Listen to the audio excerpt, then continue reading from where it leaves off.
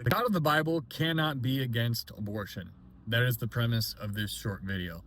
Now, I learned a thing or two when I went to Bible college. In case you're wondering where I get my information, I grew up 37 years in church, spent all those decades in church, and went to Bible college.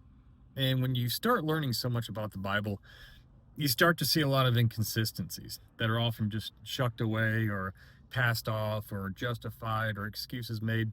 But one of the things I realize is that I don't think God can actually be against abortion.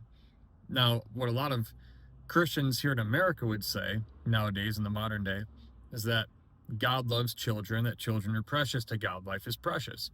And I don't disagree with that fact that life is precious.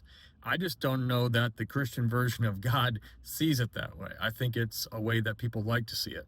Because if you flip back in the Old Testament, you'll see that there are stories of God not just condoning, but commanding the Israelites, his chosen people, by the way, to go kill their neighbors, the Amalekites, the Canaanites, all the other ites, things like that, to kill the men, the women, the children, the babies, it says, the animals, to wipe them out, to leave nobody, wipe them out.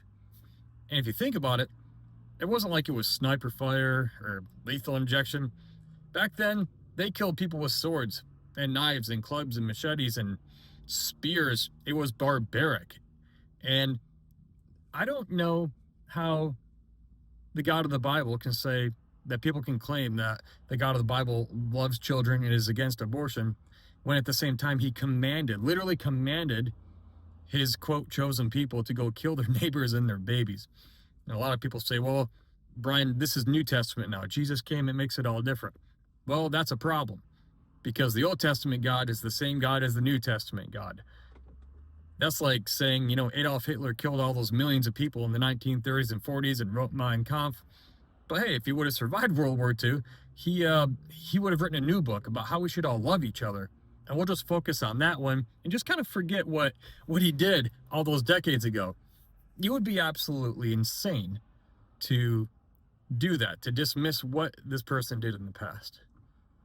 So I don't know that God, the God of the Bible, can be against abortion because of what, quote, his holy book literally says about him that apparently he dictated to his people, which is kind of ironic that it's convenient for them that the ones being slaughtered, the babies being slaughtered or being told to slaughter all the people, it wasn't them, it was their neighbors and their other people and not them.